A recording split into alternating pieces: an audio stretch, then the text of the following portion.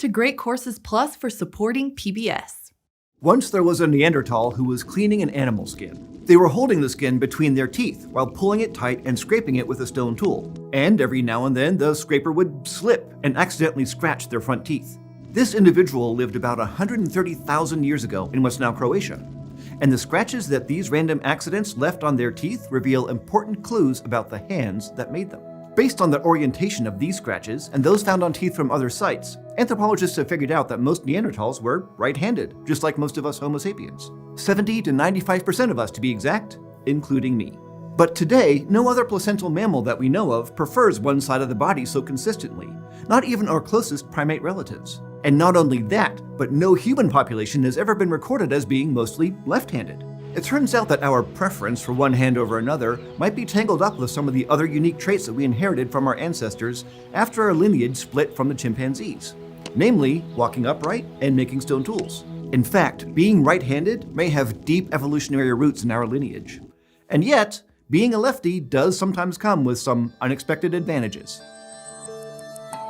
Now, we generally think of being right or left-handed to mean preferring to use one hand over the other, but it's actually more complicated than that. Handedness, if you can call it that, seems to be more of a spectrum, with some people being strongly right or left-handed and others being somewhere between the two. And we could also do a lot of different things with our hands, from simply holding an object all the way to precise, delicate manipulation like threading a needle. People who generally prefer their right hand for tasks that require fine motor skills could be said to be right-handed, but they still use their left hands a lot in their daily lives. Take something like cutting up a carrot.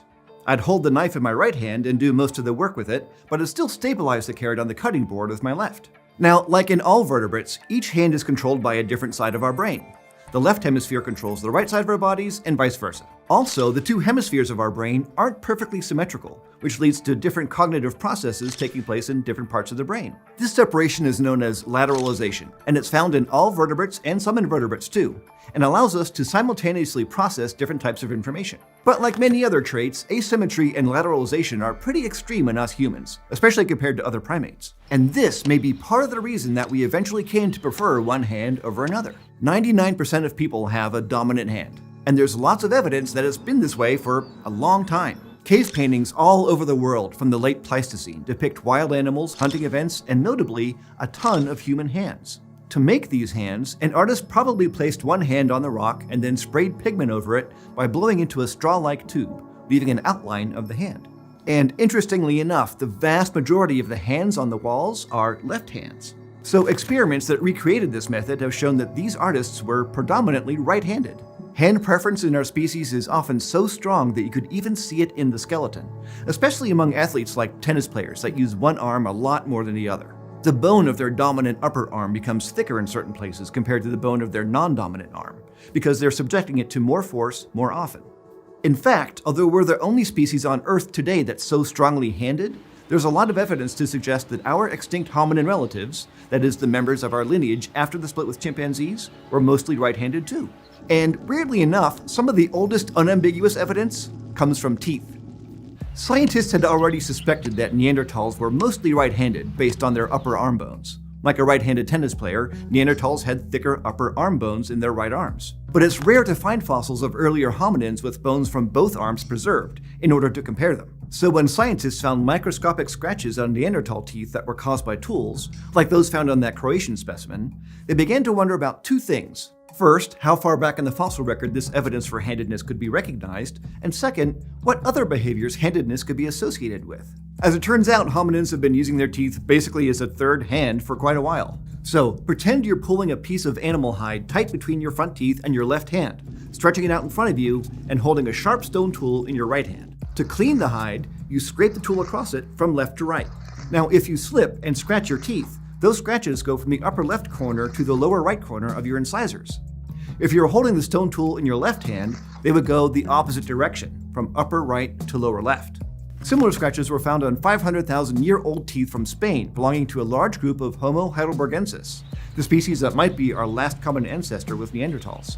And those scratches have even been detected on the teeth of a 1.8 million-year-old specimen of Homo habilis from Tanzania, While one right-handed Homo habilis doesn't mean the whole species was right-handed, it's clear that handedness itself is pretty old. And because no other primate species has extreme hand dominance, this trait must have emerged after our split from chimpanzees. But why did more than one hominin species start preferring one hand in the first place? And what's so special about the right hand anyway? Many studies have turned to genetics to try to find the elusive handedness gene. Observations of families and genetic studies have shown that handedness does appear to be somewhat heritable, and that men are left-handed more often than women. But many searches through our genome haven't found the gene that's responsible for left or right-handedness. Instead, it seems like several genes may have some minor effects, and that other factors might also be at play. So other scientists have focused on the importance of brain lateralization and tool use. Brain scans of people performing a variety of tasks have shown that a specific region of our left hemisphere, called BA44, plays an important role in manipulating objects, including making and using tools. Since the left hemisphere controls the right hand, it's possible that the development of tools millions of years ago led to this hand eventually being favored across hominin species. And having a species-wide hand preference at all may be linked to an even older trait, bipedalism. Some other bipedal mammals, like kangaroos, seem to have a hand preference, which suggests that not moving on all fours may have something to do with it. What's interesting is that these kangaroos are mostly left-handed, and they don't use tools like we do. So if us being right-handed is somehow related to tool use and our left hemisphere, then why are there any lefties today at all? While we still don't know for sure, it's possible that at some point after the development of stone tools, everyone became right-handed. In this scenario, left-handedness may have emerged later, as a result of one or several genetic mutations. And since lefties make up a pretty consistently small portion of the population in our largely right-handed world, there must be some kind of evolutionary advantage. And this too might all go back to lateralization. Experiments and brain scan studies have shown that lefties tend to have less lateralized brains than righties. This means that they process information more evenly across their brains, and this may be associated with better coordination, memory, and verbal skills. Plus, according to several studies, it also gives them an unexpected edge in physical combat. Now imagine you're in a boxing match. If you're right-handed and you've only encountered right-handed opponents, you'll probably be expecting hits to come from your opponent's right hand. But if your opponent is left-handed, they'll have the advantage of surprise because they'll be striking from an unexpected angle. This left-handed advantage is seen in a range of interactive sports today and is absent in non-interactive sports like darts, and it seems to be stronger in men than in women. One study from 2019 even found that left-handed boxers and MMA fighters win matches significantly more often than their right-handed opponents. This benefit could have directly led to increased survival among left-handed people. And it might also explain why the frequency of left-handers is so low.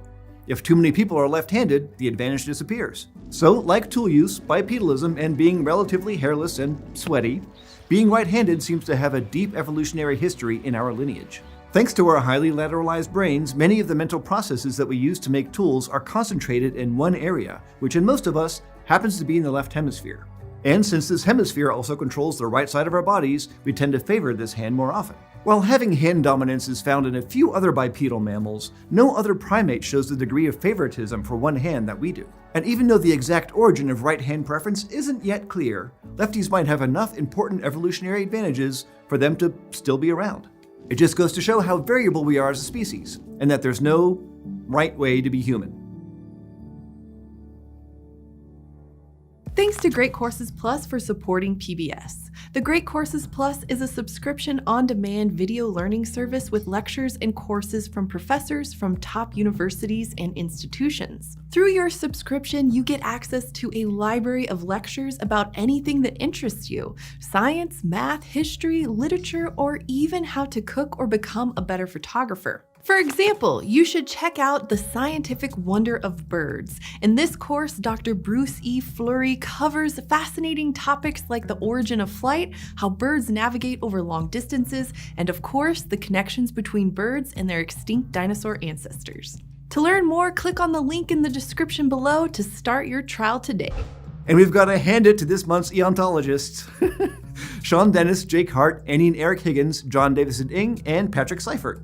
By becoming an Eonite at patreon.com/eons, you can get fun perks like submitting a joke for us to read, which I'm going to do right now. This one is from Betsy. Why couldn't the Tyrannosaurus get a driver's license? Because T-Rex. The W is silent. and invisible, I guess. And as always, thanks for joining me in the Konstantin Haase studio. Subscribe at youtube.com/eons for more creature features.